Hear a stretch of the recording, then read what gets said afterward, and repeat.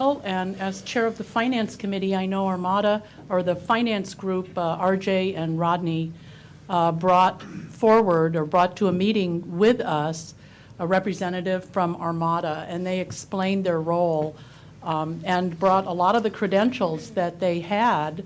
And I think we were heartened by that, and I know Councilman Russell has a lot of concerns, and I would too, if the target group were people who are basically destitute and unable to pay their utility bills. But truly, this is not the case in this particular instance.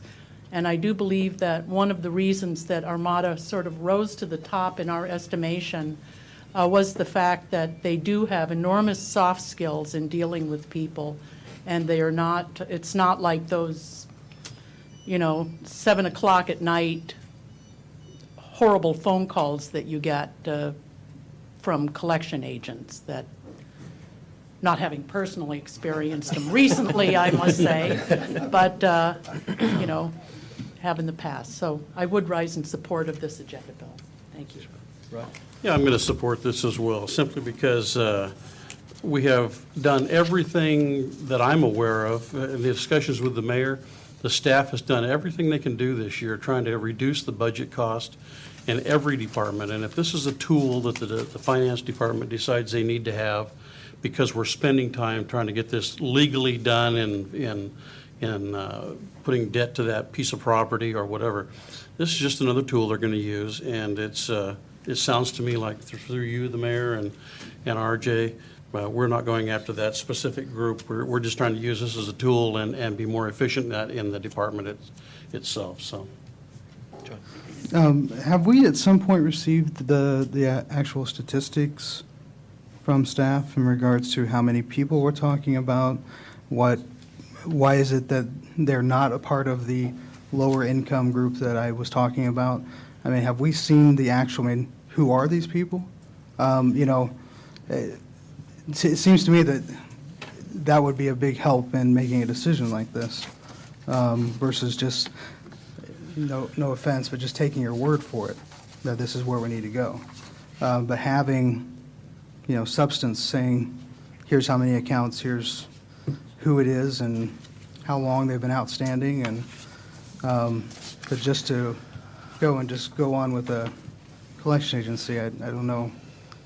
At this point, I'm ready to commit to that at all. I'm sure we could probably put some numbers together for you. Again, there's no way I'm going to discount the familiarity of staff with the accounts that they go through on a monthly basis. I know, and again, it's obviously more than just the water sewer collections and the utility collections that we go through.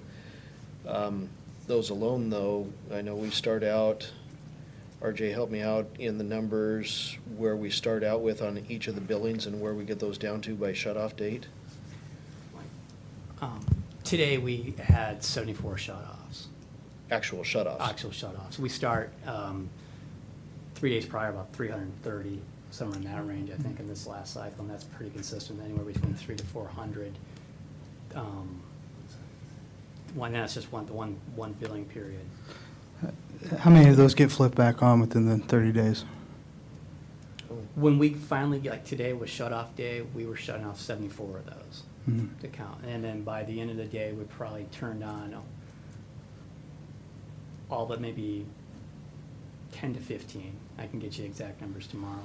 Yeah, the number of turn back ons is significant. And one of the things that the staff has been very good on is, they actually delay past those delinquent notices when the actual shut-off happens to give folks a couple more days. And we won't do it on a holiday. We won't do it on a weekend. We won't do it, when they have no recourse in there. Again, it's no science to it, and it certainly doesn't, release any confidential information as far as citizens and their finances or anything like that. But to just sit for 5 minutes, 10 minutes with the finance staff on how they do go through those, what the numbers are, some of the things that they hear, that type of stuff, and what comes through and what they're able to do. It's a tremendous, I believe it's a tremendous service we give to our citizens. That's not what this is here for. What this is here for, sometimes are the developers that go through and still owe us $12,000 to $20,000 in fees that go back 2 or 3 years, and they're still in business. They just aren't necessarily doing business here. And I guess I would probably feel more comfortable if we were to separate out the utilities versus people like that. But You know, in that- that case, some of those are utilities.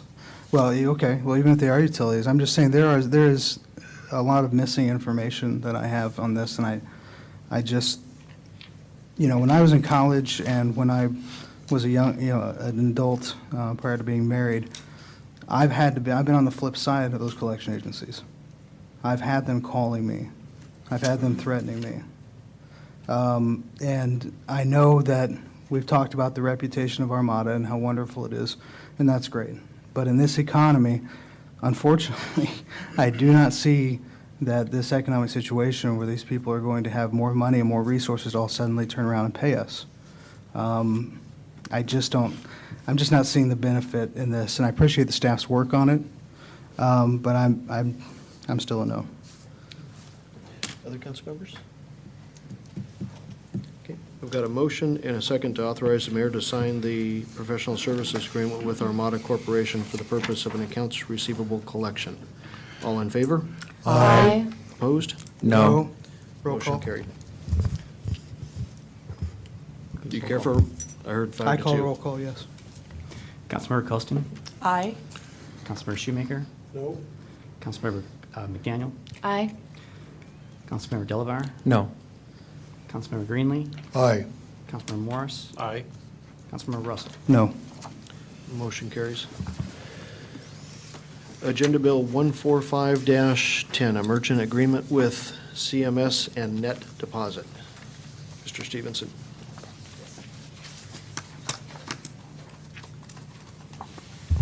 The city of Washougal, in this case, desires to use the Monocorp Divide online and credit debit payment options for utilities. This electronic payment system will enable the customers to pay their bills online. This has been a frequent request of our utility customers. Armada will act as the agent for both CMS and Net Deposit. Recommendations authorize the mayor to sign the CMS Merchants Authorization Form and Net Deposit Merchant Authorization Form. So move. Second? Got a motion and a second. Council discussion? Mr. Mayor. Michael? I find it very ironic that these two bills are side by side. I think it is very interesting. Now, here's what's interesting. The previous bill I voted no for. This one I will be voting yes, because I believe that this specifically is authorizing Armada and CMS Net Deposit to have a very defined function, which we can use at the city, and I support that. And I'll be voting yes. David? I also rise in support, and for a slightly different reason. I believe that contracting out is an efficient way to the private sector is an efficient way to conduct government business, and I'll support it whenever I can. Thank you. Okay. Any other council comments? Actually, just a short one. I will also support this agenda bill. Having spent, like almost all of us, a fair amount of time here in City Hall, that is one of the main questions that people have is, why can't I pay my utility bill online? Why can't I use my credit card? And this will resolve a lot of those issues, and I think it's a good step forward. Come on. John? Mr. Mayor, just a flashback to the last issue. I still would like, if